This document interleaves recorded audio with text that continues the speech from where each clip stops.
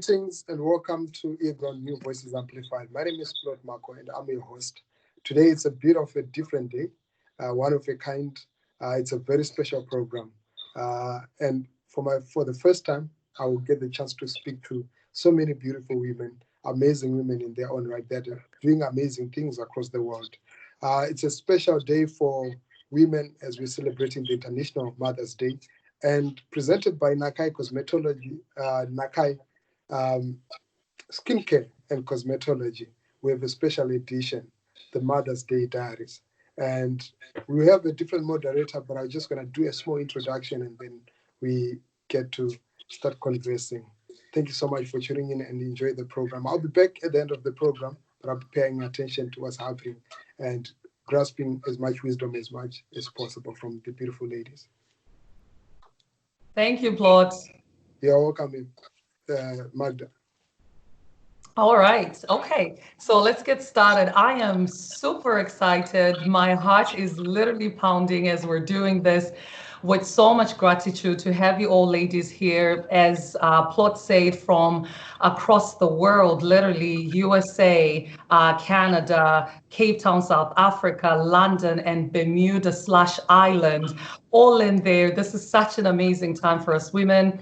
And of course, it's a special day. It is Mother's Day for us, which we all take wholeheartedly and enjoy, between new mothers that are here to really mothers that have been in this for a while, to myself who's in the middle, just trying to figure things out. So I think this is going to be such a great platform for all of us to get to just pretty much showcase the world what true motherhood really is, right? What each and every one of us define motherhood as.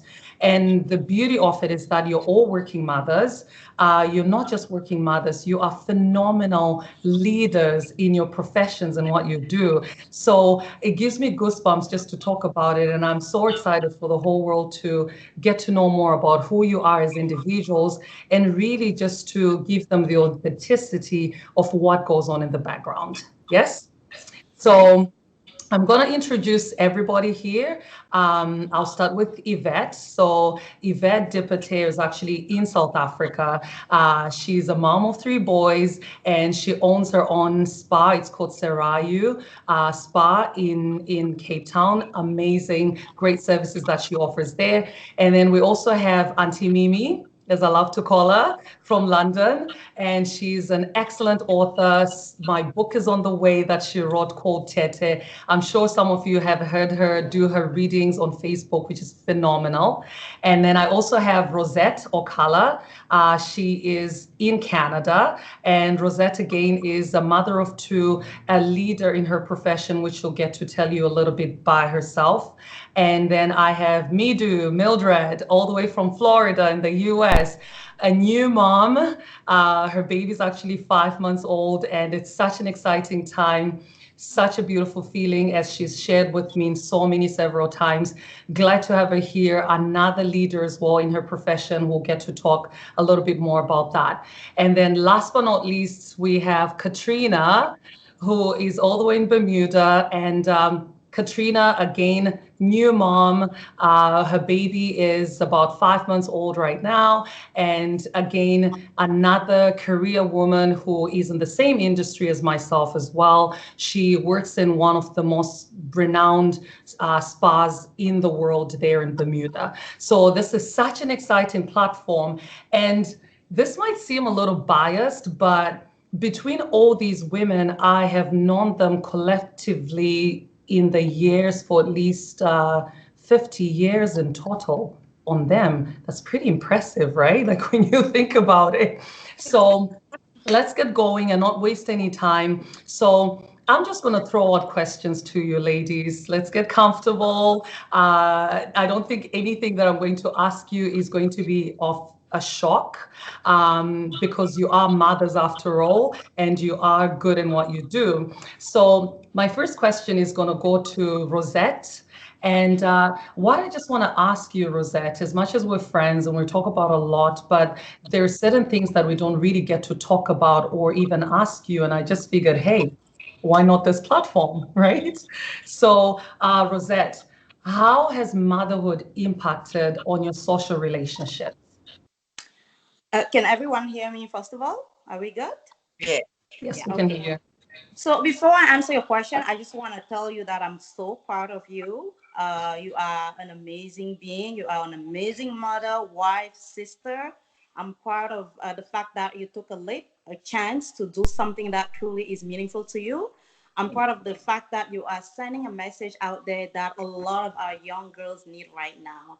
You know, True. as you know, growing up, we were all bombarded with images of what beauty is, and the fact that as a beautiful woman yourself, you got to define what beauty is to you, and that's what you want to project to our future generation. I could not be prouder to be part of this. So, congrats, well Thank done, you. happy, happy Mother's Day, and so there's that. So, to answer your question, so you know me a little bit. I'm a home girl. I like to be in my home. So, in terms of social relationships, the truth really is, for me, there was not a whole lot of changes because before kids, I was home. I wasn't going clubbing.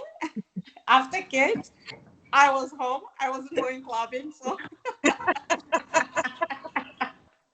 So nothing really changed there. But on a more serious note, though, I became a mother at a young age. I was 21 years old, and in terms of social relationship, what for me that did is realizing really who is your true friend and surrounding yourself with people who are able to lift you up and not down. And so becoming a mother at such a young age really showed me who were my true friends, and that people I thought I could lean on just sort of disappear one day because it was like, oh no, she's a statistic. Here's a young black woman becoming a mother at 21, still going to school, still trying to figure out what she wants to do with her life. And so that was challenging. That was a challenging part, in that the people that I thought at the time were my rock just sort of disappeared, and I was alone in a country where I have no family. I really had no one to lean on but just myself and my child. So in that's the way that I felt that impact. Not in the socializing, because I mean I love people. You know that I love people to come to me. I'm not always the greatest at going to them, so that so people just vanished. There was none of that. There was no calling me. There was no checking on me. There was no. There was just nothing, and so it was difficult. But I wouldn't put that on motherhood. I think as we go through uh, things in life, things just manifest in such that you start to see who is really there for you or who is not. So for me, it was not that motherhood brought this negative aspect to my life. If anything, I took it as a blessing to win out whoever was not supposed to be there in the first place. True, true. Wow, that's interesting. And I mean, not to brag about you or anything, but you achieved your MBA before you turned 30.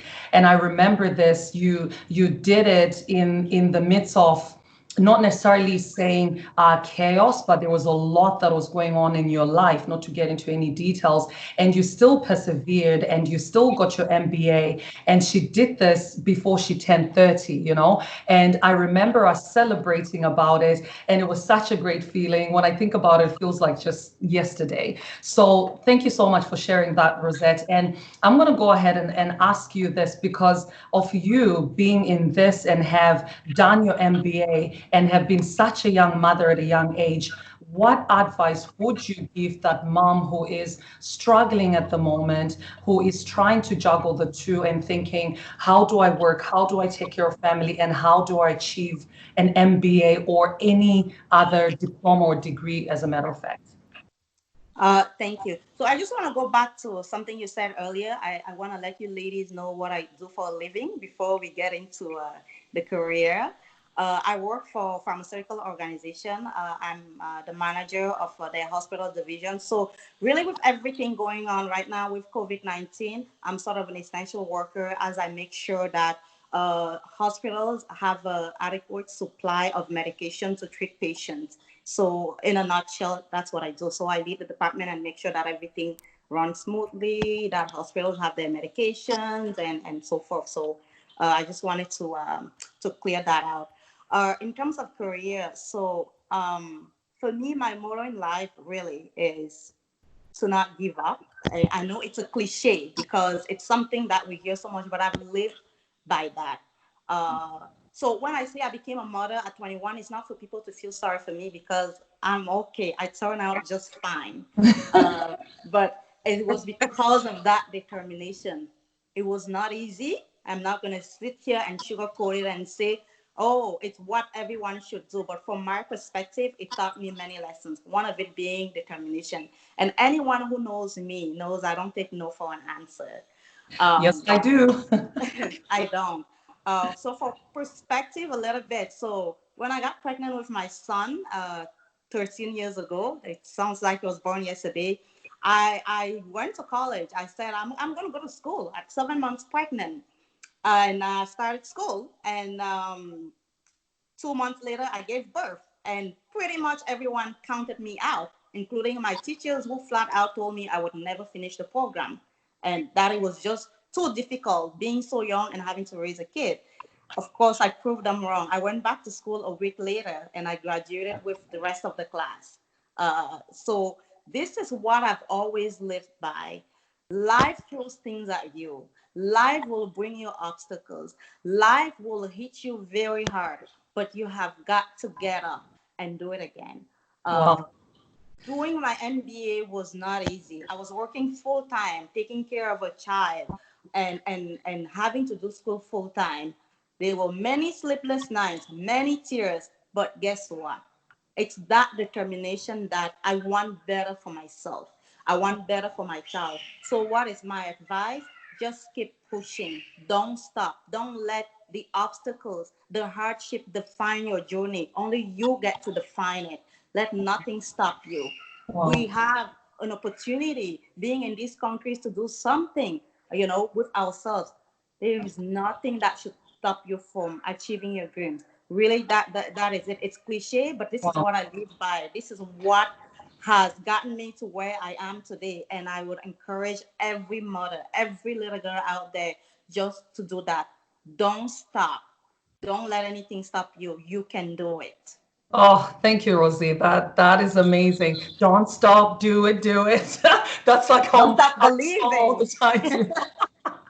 Oh, wow. You couldn't have said it better. I appreciate you. And I'm pretty sure there's probably that woman was sitting there who was on the leap of giving up, and just hearing those words from you. Trust me, it makes a difference. Even in us here, just hearing this, there's probably that one thing that you wanted to leap on and you're not so sure. And hearing this again just affirms in you, keeping going, which is amazing. Thank you, Rosette. Midu, new mom.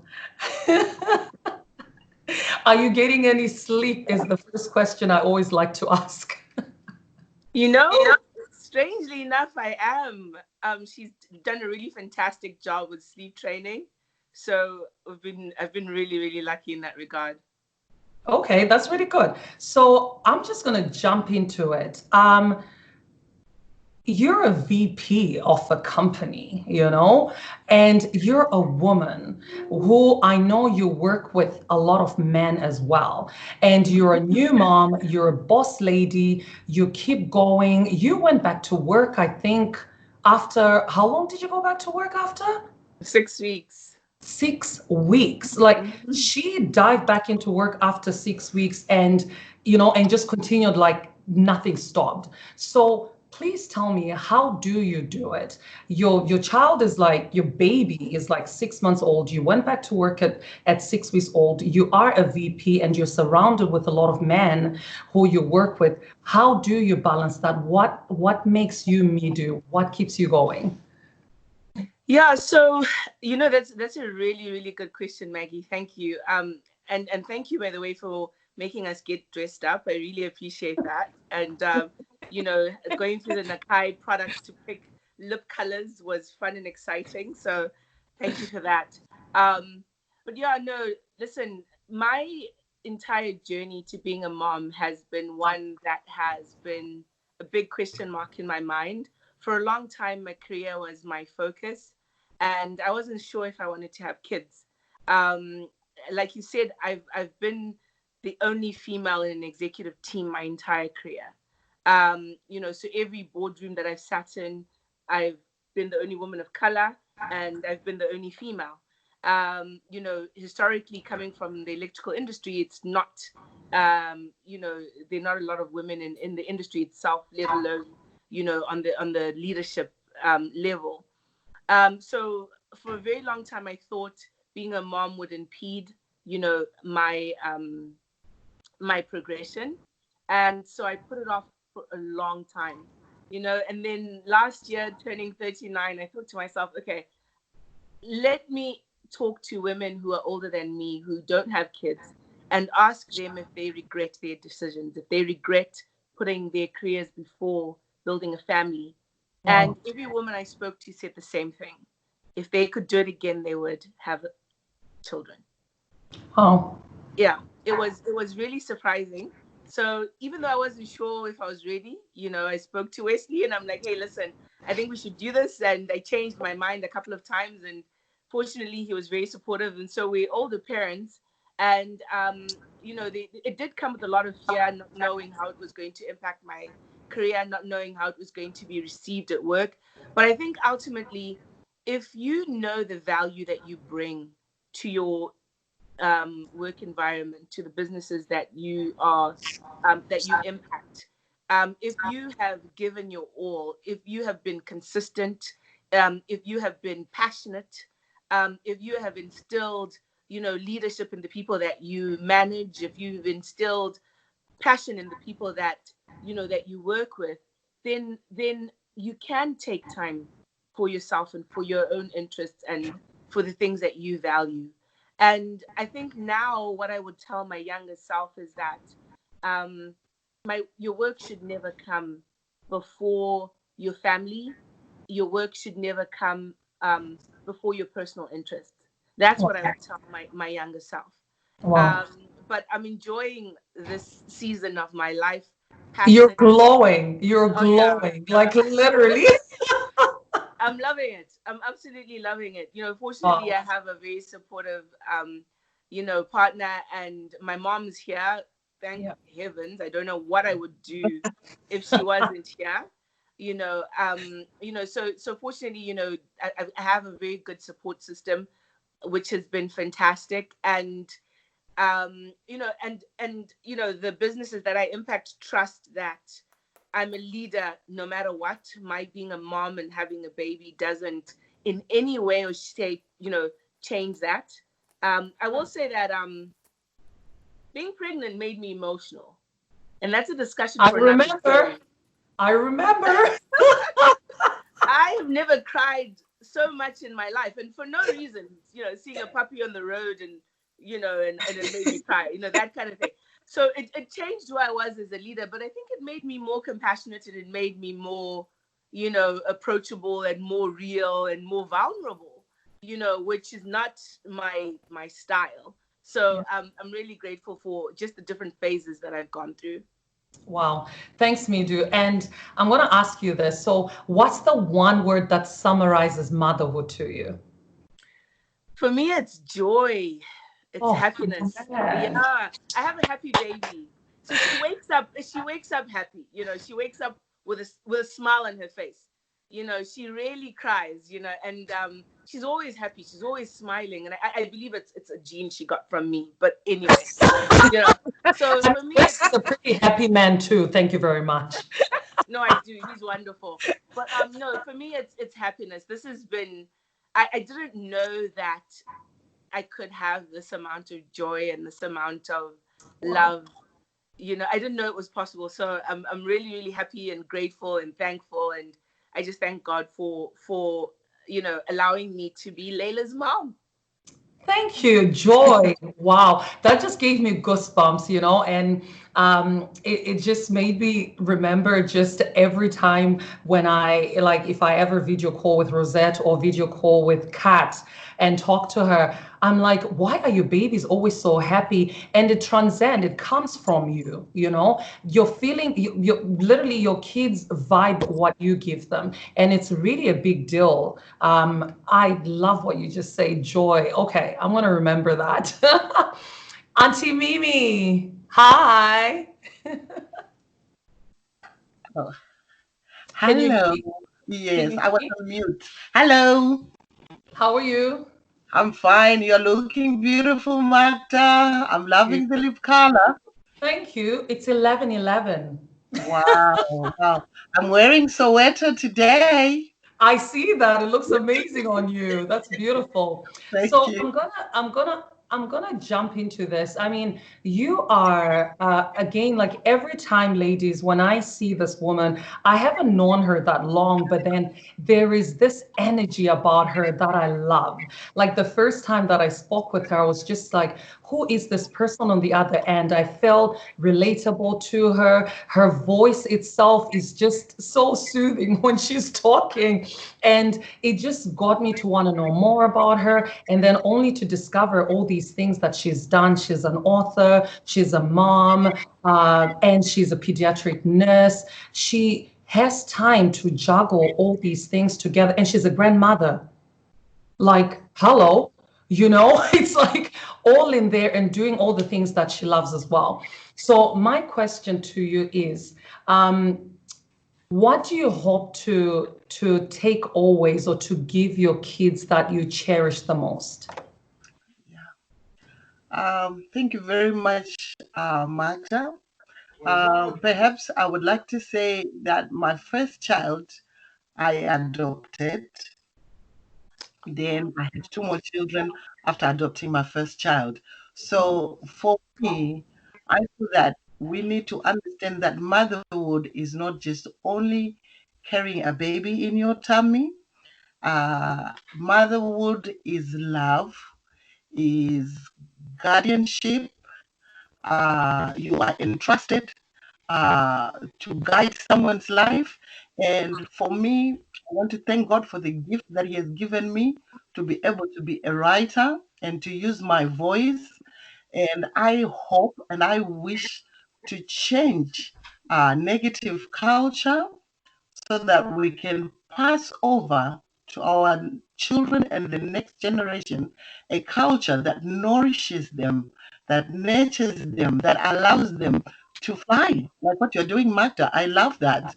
That a woman should know that she can be anything. And I come from a culture where perhaps we're a bit behind in empowering the woman. The woman is not so sure. So, as a mother of two daughters, I want to nurture my children so that they will embrace themselves, to embrace their individuality, to understand that they are special, they are unique. There is something special within them, a gem that they can come out and they can flourish. Wow.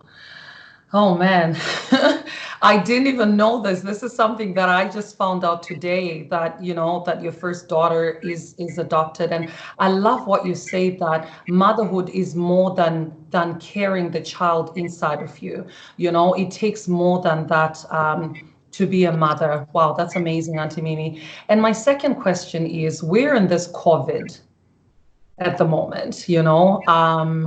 It's very emotional. I have my highs and lows every day. The other day I was talking to Yvette. I'm like, I just need to vent. I just want to scream. I just want to shout. I don't know what to do with myself with the situation. You're looking at the numbers.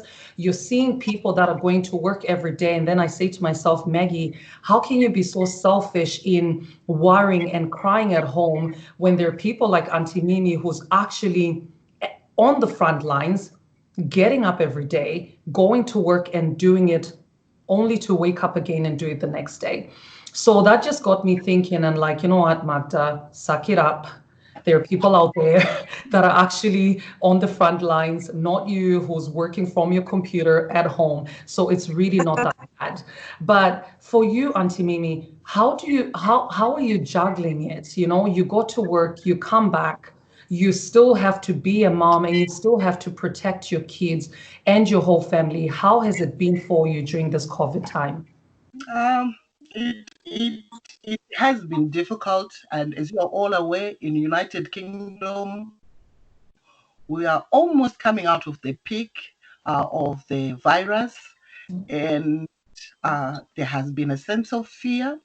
We have lost mothers who are, some of them are from Africa, that came to the United Kingdom for a better life. They found themselves in the front line.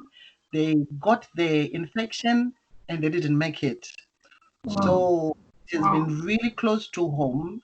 It has been hard, but you have to have a balance. So in a way, I feel if I step out every day and go to work, I'm teaching my children that you can overcome your fear. As this, I would worry on their faces. When I come back inside the house, I would see they were worried. But with each day that I went to work and came home, they became more comfortable, more relaxed. They do hear the news, they do see everything that's happening around them. But I feel, in a way, indirectly, I have impacted on them to understand that you can overcome your fear, that although we are afraid, it does not mean that we stop doing what we do best. And for me, nursing is just something that I love to do. And I cannot not use my skills because of fear. So in a way, being hard, we have to sterilize ourselves as soon as we come inside the house. The children now understand the routine. They know we don't hug mom until mom has had a bath and things like that. These are difficult times, but we are coming together as families. We are becoming stronger as families. So the only thing I think my children will take away from this is that we can overcome our fear. Wow. Thank you, Auntie Mimi. That's beautifully said. And like you said, I mean, fear is something that just takes over us, right? And this is not as a mom, this is just as a human being in general. So I appreciate you. I appreciate the work that you're doing. I think if I had a nurse like you coming to give me an injection, I would be okay. Like there's just something soothing about her, right? No, seriously. I was just thinking of that. I'm like, if I have a nurse coming to me and saying, okay, I'm giving you your injection, I'll be like, sure, let's do this. So I completely appreciate you. I really am grateful for the work that you do and putting yourself out there every day and doing it, what you're doing. So I'm going to cross over to Bermuda, Catheriona, and continue this conversation about COVID. Hi. Hi. How are you? So good. So good. I am so jealous how you're in the sunshine, okay? Toronto weather is bipolar at the moment. Like it's snowing, it's raining, the sun comes out, it snows again, it rains, the sun comes out, and all you have is blue sky behind you. I'm so jealous. No, we are so blessed. Oh my gosh, so blessed. You really are. So I'm going to continue the conversation about COVID. Yes, it's Mother's Day. Everything links into Mother's Day. How has it been though for you? You're a new mom, one. Two, I've been to Bermuda. You can literally circle Bermuda in a couple of hours. Okay. So it's such a small island. How have you been coping with it? Talking about fear, talking about you're a new mom. How have you been handling it all throughout this time?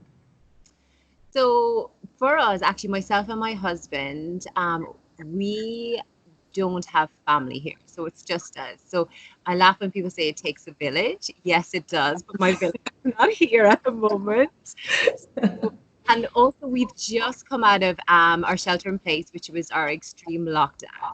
So the three of us, my husband and my daughter, have been staring at each other for about a month and a half. And some people are stressing, but honestly, I think for us, it has been the best time ever. I've never had so many couples, both of my husband and my child. I feel like that we've all grown and we've all blossomed from just really having a lot of family time. Because when we were working, we work in the industry where we were only seeing my daughter for a few hours just before she goes to bed. And my husband would just see her a few hours in the morning before he left work. And we just have like 24/7 of each other. And yes, it's, financially it can be hard, but from a loving perspective, it's been amazing. Wow, wow, that's amazing. That's really good. And Kat, everybody, Catriona. So Catriona, your wedding was 2 years ago. Yes, 2 years ago, right? So I'm gonna just say something just really hilarious right now. So I went for her wedding in Bermuda, and when I got there, people just assumed her husband is Kenyan. Right? He's from Kenya. So when I got off the plane and I was like, I'm here for the wedding, everybody just assumed that I was Maurice's friend or family, right? Because he's black, right? So I get there, I'm like, oh, I'm looking for Catriona, and they're like, Morris is over there. I'm like, no, no, no, I am looking for Catriona. My family is Catriona, and they're like, oh. I'm like, so it was quite interesting, right? So I have watched her. So Catriona is from Ireland, and knowing her for over 15 years now, I have learned the Irish culture as well, which unbelievably is very similar to the African culture, right? But then I want to hear it from her. How has it been? Because you're from Ireland, you now live in Bermuda, you're married to a Kenyan man. As a mother, how have you integrated the two cultures in raising your child and becoming this mother that you are now? So I obviously speak English. I don't speak Swahili. So Maurice has been speaking Swahili to Erin like 24/7. So it's really nice because they have their own little daddy-daughter thing going on, and I love it. The only thing I worry about is when she's a teenager and she's talking back to me in Swahili.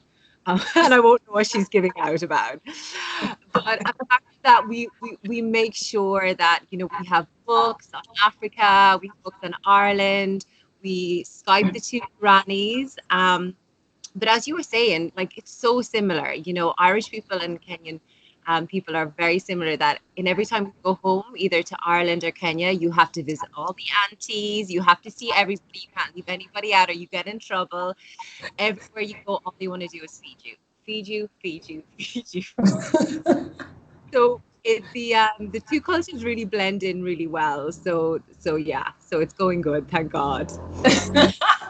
I'm so glad to hear that. And funny enough, I have to just say this as well. Like, Kenyans love to party. Irish people love to party. So let me tell you, the wedding was insane. Okay. Like, I was like, where am I? You know, it was such a beautiful thing to watch. But I'm so glad to hear that, because in the sense of the whole language speaking, you know, a lot of people, you know, including myself, like, my kids have got the English, they have the Shona, and then they have the French, right? So people tend to forget about their language and start steering towards other languages as well. So I am so glad that Maurice is taking the time to speaking with Erin in Swahili, so that is always embedded in her. And the fact that as a mom, you embrace that as well is a beautiful thing. So that's amazing. At least you know how to say a little bit of Swahili, no?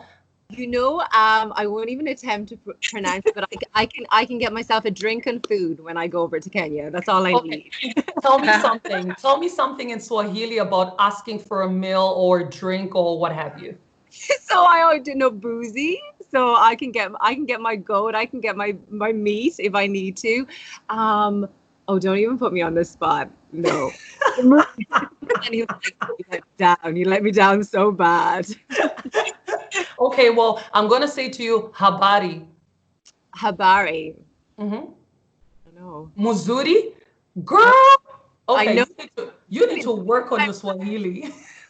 And every time we go over, like, her granny as well, she's like looking at me like, hey, you're not speaking Swahili. And I'm like, a little bit. No, disgusted. They're just disgusted with me when I go over. No, that's so beautiful. I'm so glad to hear that. And last but not least, Yvette, my gosh, where do I even begin?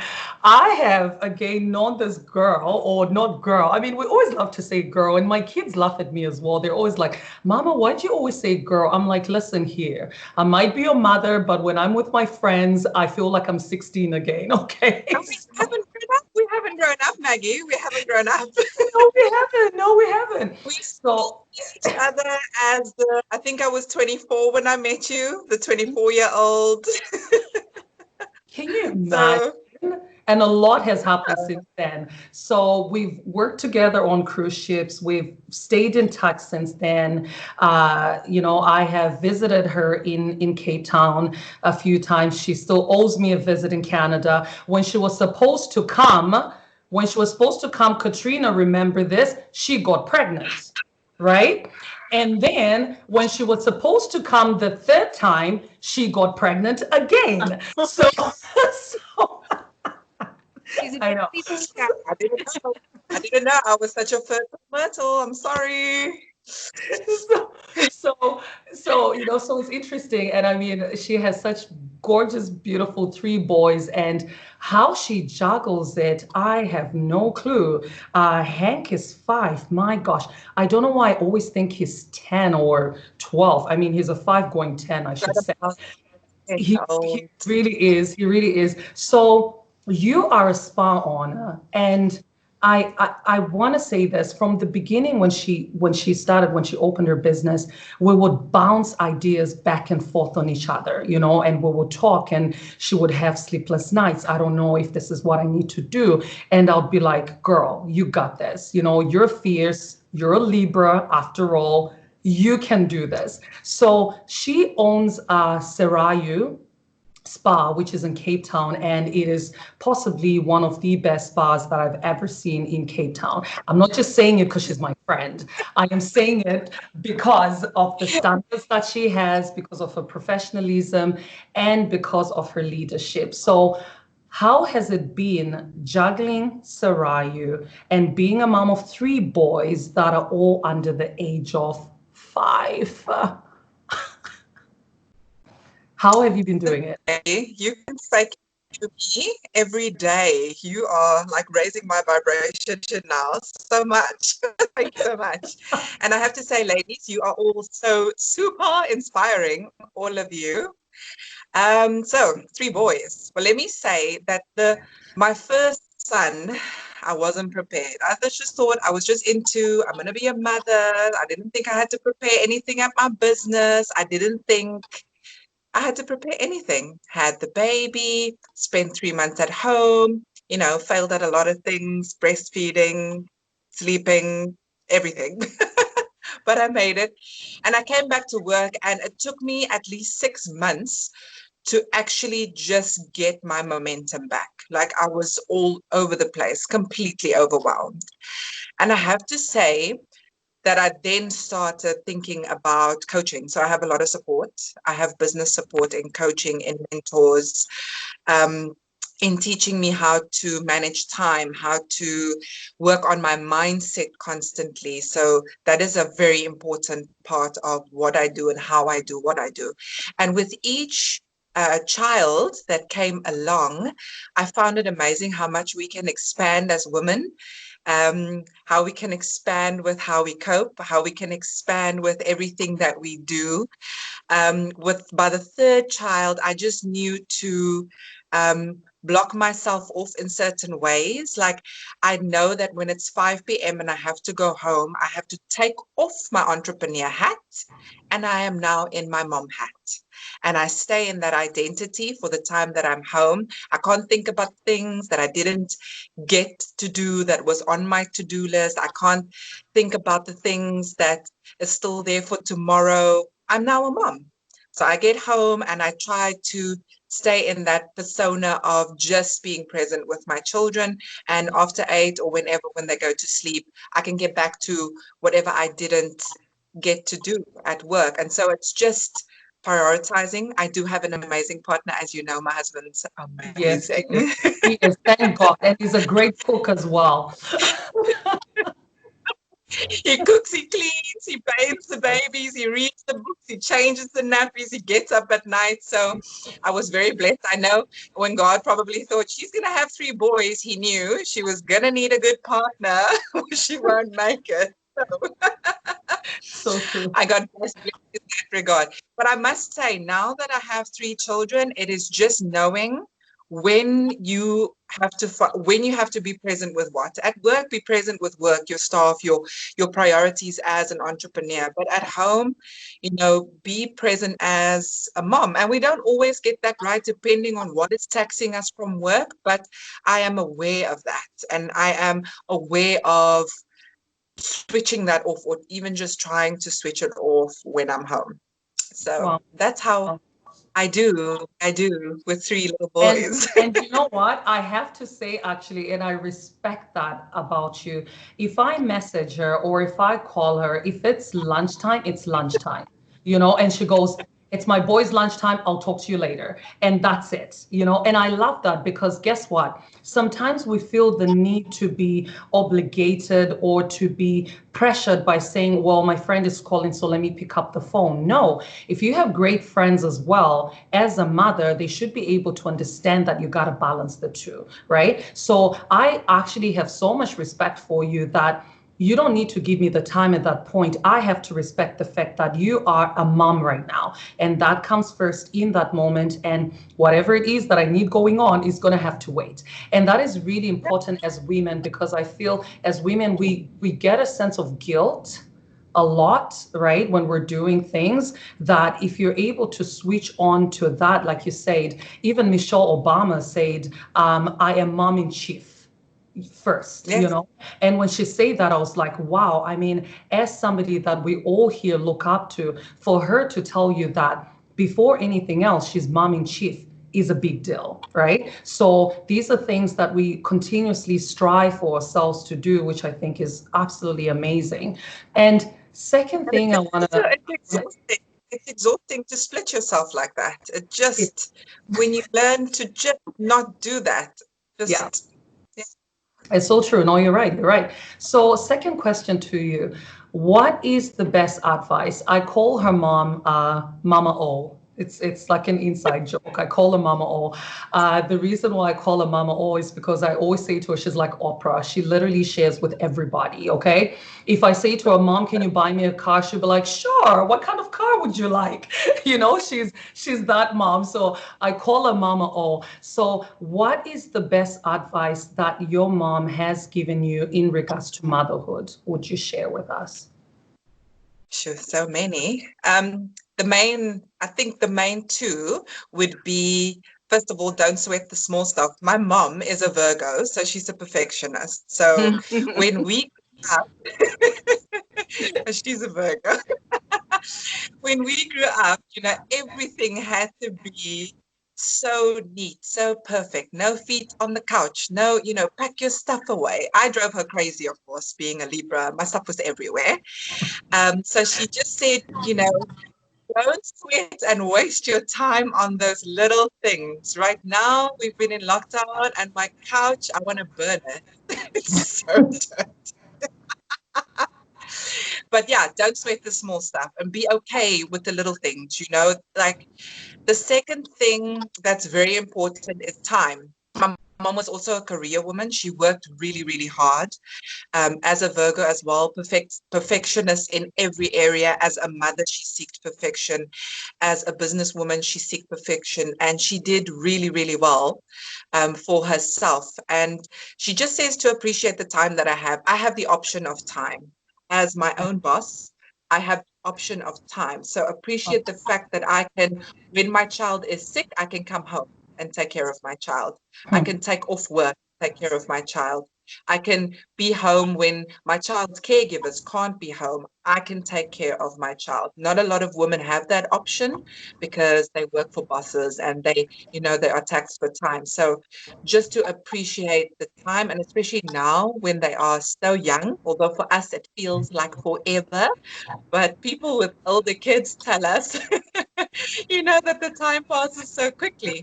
So just to appreciate time and not sweat the small stuff.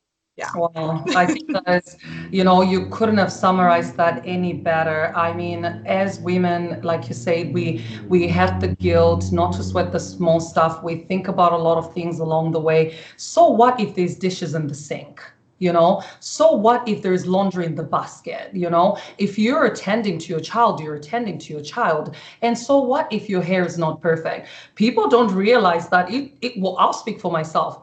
It took me a minute to get this ready. You know, I don't live like this every day. I mean, my kids are older, let's face it. I am grateful for that I'm in a phase where I have a teenager now and, you know, I have an 8-year-old. So they're getting to the stage where they're independent, great, but I don't look like this every day. I'm sorry. And I couldn't even afford to look like this every day. That is the reality of motherhood, right? So I am truly grateful for this moment, ladies.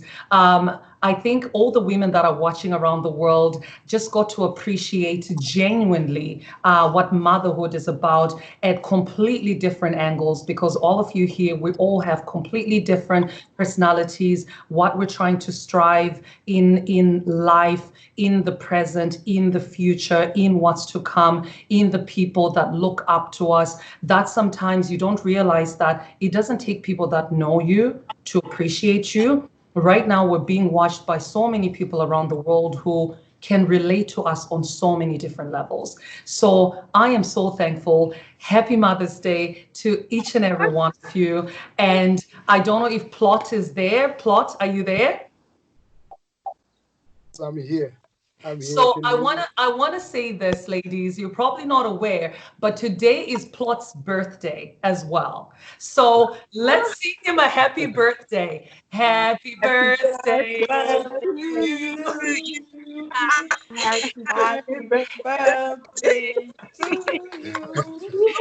I just Wow, embarrassed thank you you so completely. much. Thank you so much.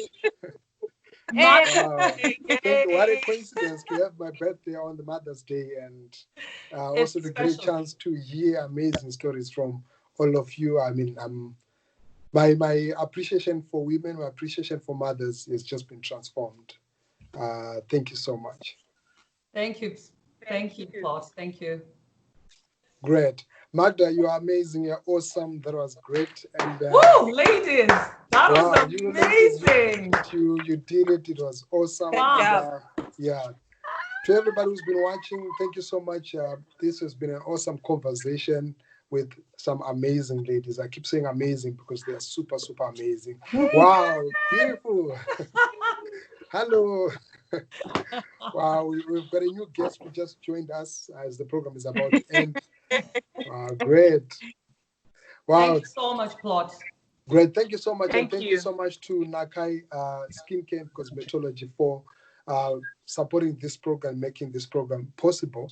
For the past 45 minutes, we've been speaking, we've been hearing some amazing stories, some beautiful stories, how mothers are taking care of, different needs from business, family, and balancing all the different facets of life, especially under lockdown, under this COVID-19 situation.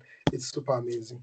And until next time, stay tuned to earGROUND, New Voices Amplified. We've been streaming also concurrently on a couple of pages. So feel free to drop your feedback or drop the comments, the contact details in the comment section and on screen. And those that we've been watching, we saw your comments. We're not able to read and respond to all of them, but definitely we'll pass them on. Thank you. Until next time, stay tuned to earGROUND, New Voices Amplified. Thank you.